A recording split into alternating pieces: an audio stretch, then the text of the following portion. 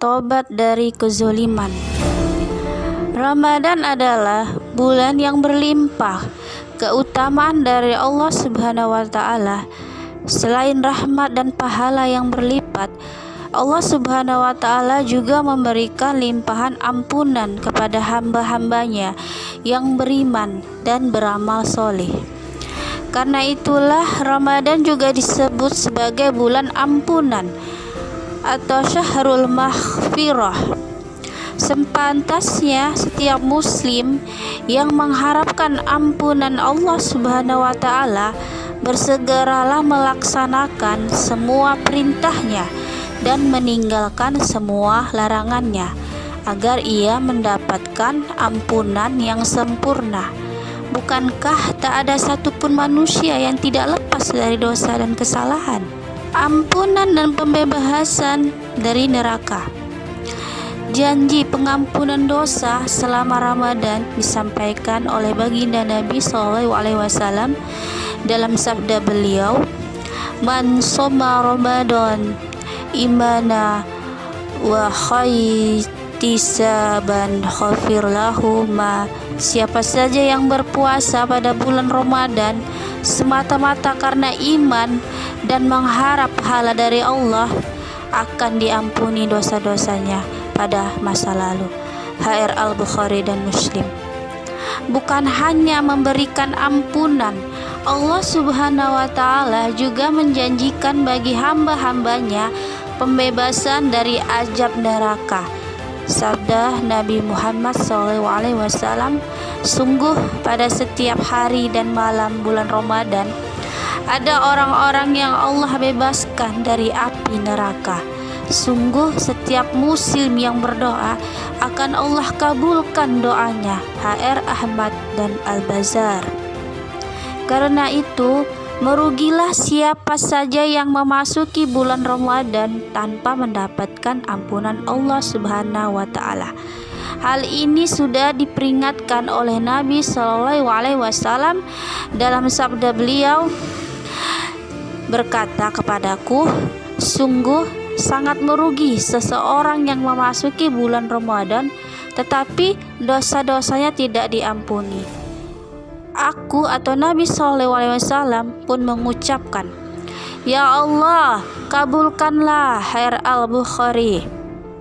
Bukankah mengherankan jika ada seorang muslim memasuki bulan Ramadan namun tidak mendapatkan ampunan Allah, apalagi jika dia malah menambah dosa. Ada dua penyebab mengapa seorang muslim yang berpuasa justru tidak mendapatkan ampunan. Yang pertama, karena masih melakukan kemaksiatan. Siapa saja yang tidak meninggalkan perkara atau perilaku dosa, Allah tidak membutuhkan upayanya dalam meninggalkan makan dan minumnya. HR Al-Bukhari. Yang termasuk dalam azur adalah berdusta, manipulasi rakyat, tutur kata yang menyakiti orang lain, dan berkhianat. Mereka yang berpuasa tetapi tidak melepaskan lisan dan amal mereka dari tindakan seperti ini tidak akan mendapatkan ampunan Allah Subhanahu wa taala. Yang kedua, masih terus melakukan dosa-dosa besar. Hal ini karena penghapusan dosa selama bulan Ramadan hanya berlaku pada selain dosa-dosa besar. Nabi SAW bersabda, "Salat 5 waktu, ibadah Jumat, yang satu dengan ibadah Jumat berikutnya, dan berpuasa Ramadan, yang satu dengan puasa Ramadan berikutnya. Itu semua merupakan penghapus dosa di antara keduanya, selama dosa-dosa besar jauhi." HR Muslim. Berkaitan dengan hadis di atas, Qadi Iyad mengatakan, yang dimaksud dalam hadis ini adalah ampunan atas dosa-dosa selama dosa-dosa besar tidak dilakukan. Ini adalah pendapat Ahlus Sunnah. Adapun dosa-dosa besar hanya dapat dihapus dengan taubat atau mendapatkan rahmat Allah karunia-Nya. Tentu keliru jika seorang muslim mengharapkan ampunan Allah Subhanahu wa taala tetapi masih berkutat dengan berbagai kemaksiatan yang tergolong dosa besar seperti memakan riba, melakukan korupsi, dan berbagai kezoliman. Kezoliman dosa besar. Salah satu dosa besar yang diperingatkan dengan keras oleh Islam adalah perbuatan zolim. Allah Subhanahu wa Ta'ala berfirman, "Begitulah siksa Tuhanmu jika Dia menyiksa negeri-negeri yang berbuat zolim. Sungguh siksanya sangat pedih dan sangat berat." Rasulullah SAW menyebutkan kezoliman akan berubah menjadi kegelapan bagi para pelakunya pada hari kiamat nanti. Beliau bersabda, "Sungguh kezoliman adalah kegelapan pada hari kiamat." HR Al-Bukhari. Kezoliman dalam segala bentuknya adalah haram. Islam telah memberikan perlindungan kepada setiap muslim atas harta, darah, dan jiwa mereka. Rasulullah SAW dalam khutbah Al-Wada menyampaikan, "Sungguh darah kalian, harta kalian, dan kehormatan kalian haram atas kalian sebagaimana haramnya hari kalian ini, pada bulan kalian ini, dan hari negeri kalian ini." HR Al-Bukhari dan Muslim. Tidak ada yang bisa lolos dari balasan Allah atas perbuatan zolim mereka di dunia.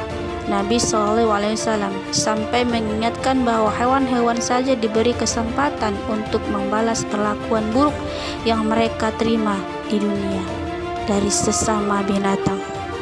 Sabda Nabi Muhammad SAW, "Sungguh pada hari kiamat nanti, sungguh hak akan dikembalikan kepada pemiliknya. Bahkan kambing yang tak bertanduk diberi kesempatan untuk membalas kambing yang bertanduk." HR Muslim. Karena itu manusia yang berbuat kezoliman selama hidupnya tidak boleh merasa aman. Mereka tidak akan dapat lolos dari hisab dan balasan Allah Subhanahu wa Ta'ala pada hari kiamat.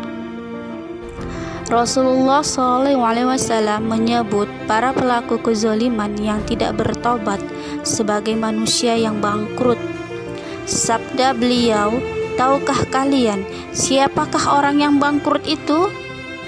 Para sahabat menjawab, "Orang bangkrut menurut kami adalah orang yang tidak punya uang dan barang-barang." Beliau bersabda, "Sungguh orang bangkrut itu di kalangan umatku, yaitu orang yang datang pada hari kiamat dengan membawa pahala sholat, puasa, dan zakat. Namun dia juga mencaci maki si ini, menuduh, mengadu domba si itu, memakan harta orang ini, menumpahkan darah orang itu, dan memukul orang ini, memfitnah. Orang ini diberi sebagian kebaikan-kebaikannya, dan orang ini diberi sebagian kebaikan-kebaikannya. Jika kebaikan-kebaikannya telah habis sebelum diselesaikan kewajibannya, kesalahan mereka diambil lalu ditimpahkan kepada dirinya. Kemudian dia dilemparkan ke dalam neraka." HR Muslim nomor 2581.